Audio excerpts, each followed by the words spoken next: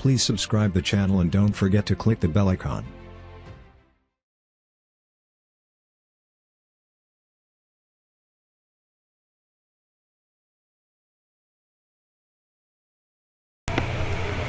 Bismillahirrahmanirrahim.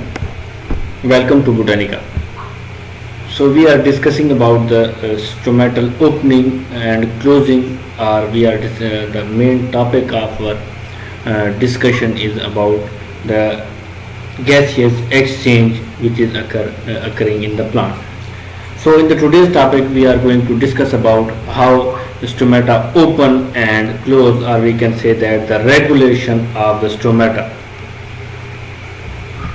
So as far as the opening and the closing of the stomata is concerned, this particular question may be answered by first asking that what are the mechanical forces that are involved in guard cell movement. So as far as the factors for opening and closing of the stomata are concerned, so it is not only the one factor, there are various factors which are involved in the opening and closing of the stomata. So the driving force for stomatal opening is known to be the osmotic uptake. So as far as the driving force or the major phenomena which is responsible for the opening and closing of the stomata, that is the changes in the osmotic balance, osmotic pressure, the water potential of the guard cells, and the consequent increase in hydrostatic pressure. So as far as the regulation or opening and closing of the stomata is concerned, it is because of the changes in the turgor pressure of the guard cells, and how that turgor pressure is changed, that is controlled osmotically, or in other words it is because of the change in the water potential of the guard cells, and how that water potential is changed according to the condition, according to the situation, we are going to discuss it further. So the result is a deformation, or we can say that the deformation of the opposing cell that increases the size of the opening between them. So as far as the responsible factor or the major factor is concerned, that is the changes in the hydrostatic pressure, and because of changes in that hydrostatic pressure, it will change the shape of the guard cell, and because of changing the shape of the guard cell, it results in an opening or a stoma or a pore which we call, through which the gases exchange takes place. So opening and the closing of the stomata is controlled by the turgor pressure and changes in the guard cell. So as far as previously in the previous slide we have also discussed, we have also mentioned that the major factor which is responsible for the opening and the closing of the stomata, that is the turgor pressure, and how that turgor pressure is changed, it is determined by the water potential of that guard cells.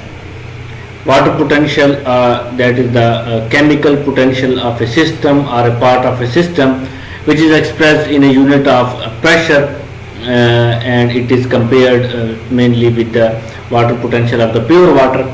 So how it is water potential is changed, what are the factors responsible, what are the which one of the solute is responsible for it.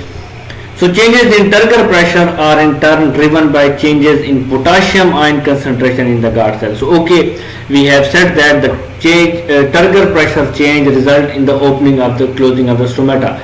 If you are not getting the point turgor, it means the changes in the water quantity in the guard cell.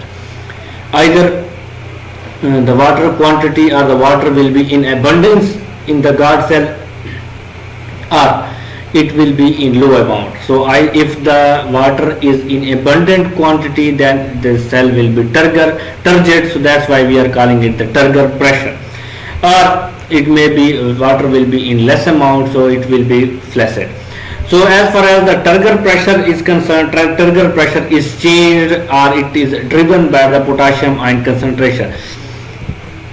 So blue light, so when the dawn, when there is a dawn or when there is a light in the at the dawn, and the blue light acceptors which are present on the plasma membrane of the guard cell. So as far as the trigger or the initiation of the opening of the guard cells or the stomata is concerned, it is triggered by the blue light.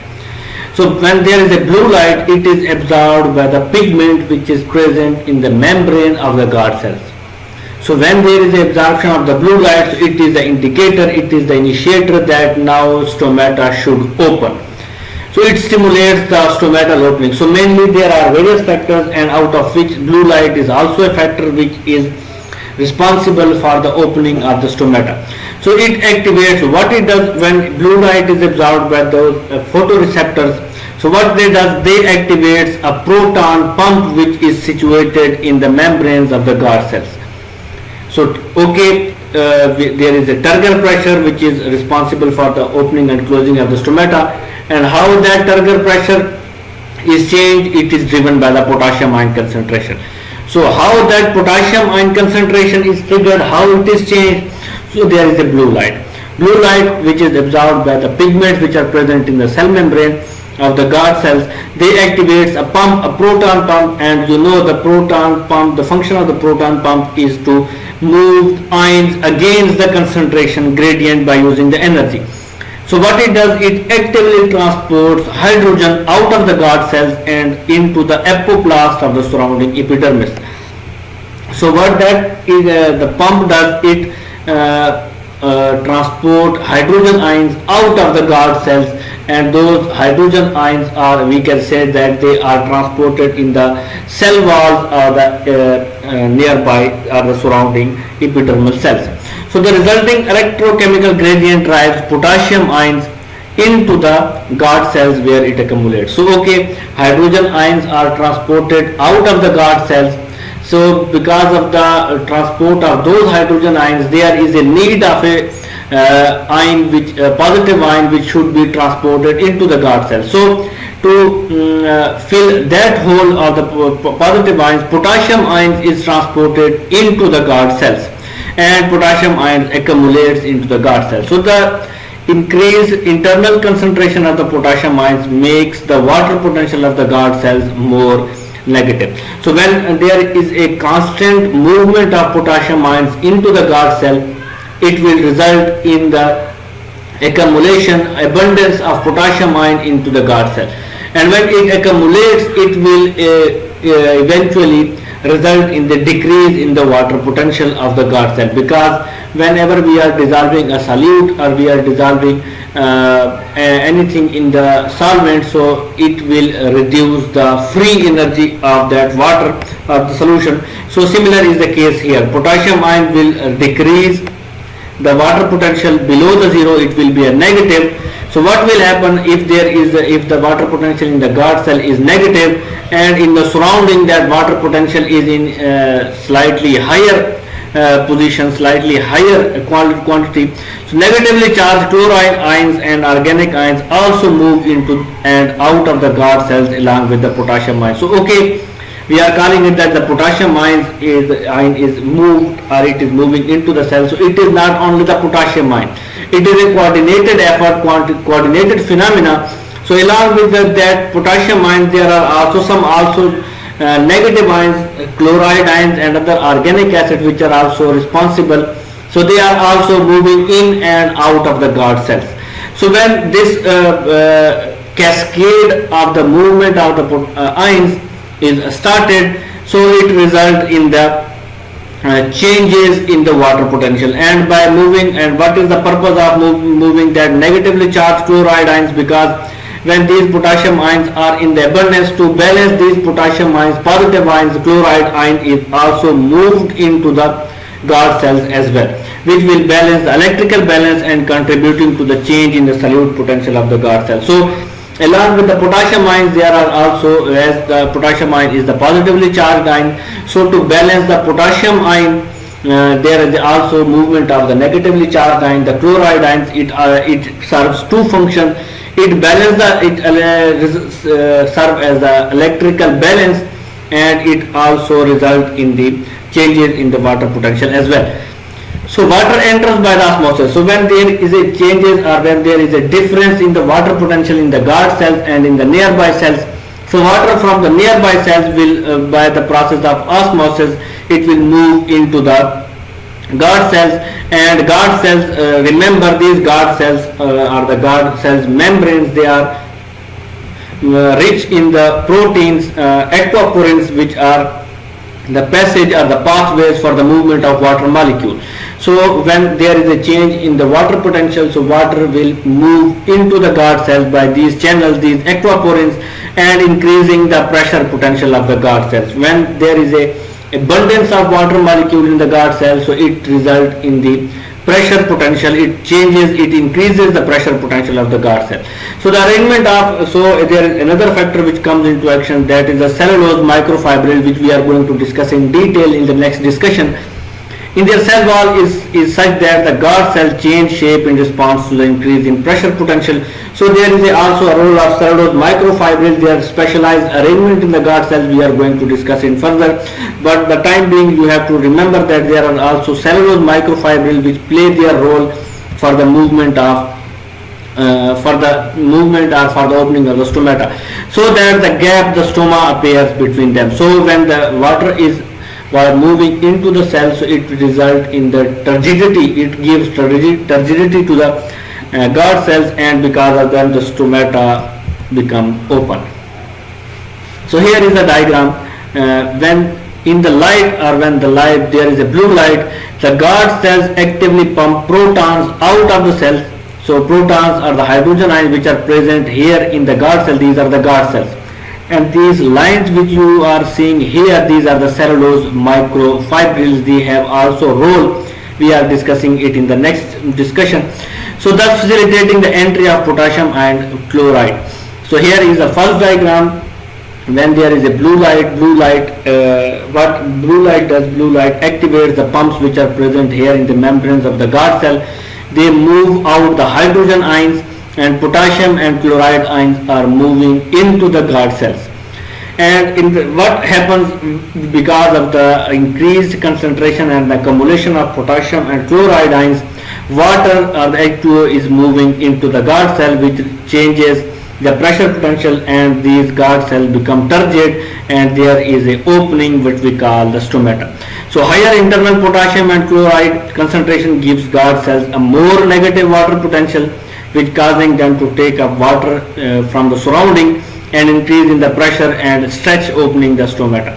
So because of the less negative pressure, the water will move into the guard cell, and it will result in the opening of the stomata.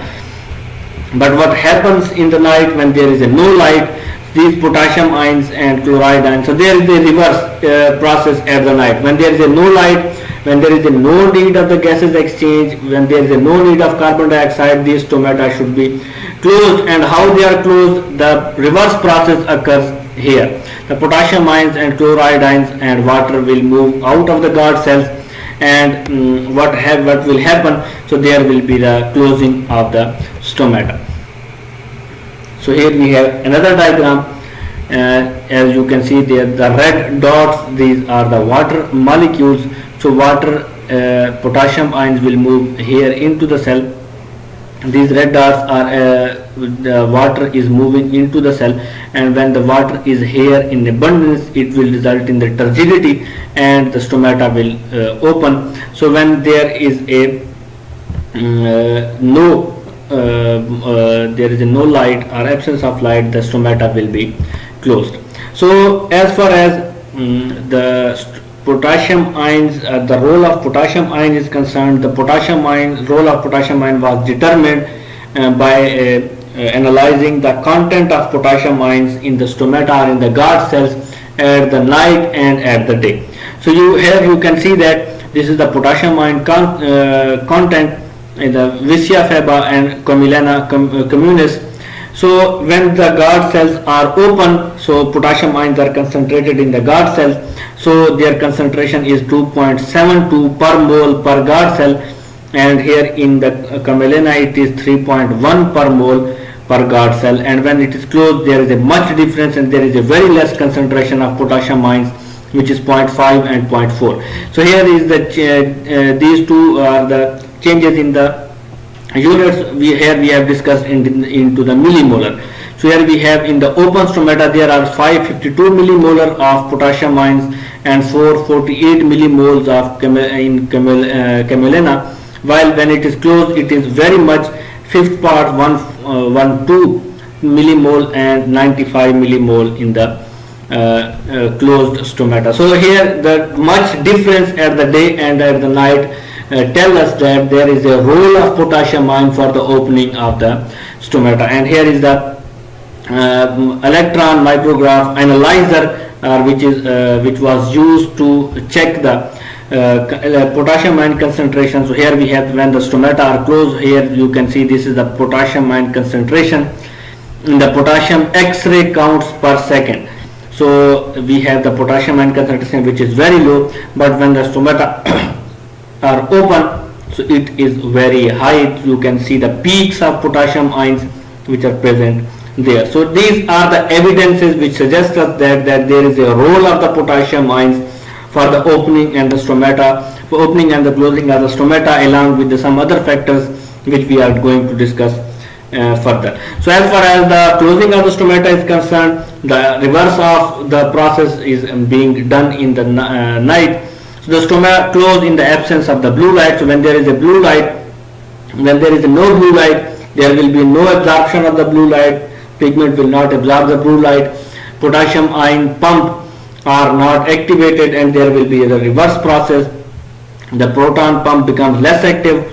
Potassium ions diffuse passively out of the guard cells, and because of the movement of those potassium ions, water will follow, and water will move out of the guard cells by the osmosis, and the pressure potential will decreases, and the guard cells sag together, they seal off or they close the stomata. So this is the mechanism of the regulation of the stomata, and in the next discussion we are going to discuss the various factors which are responsible for the opening and the closing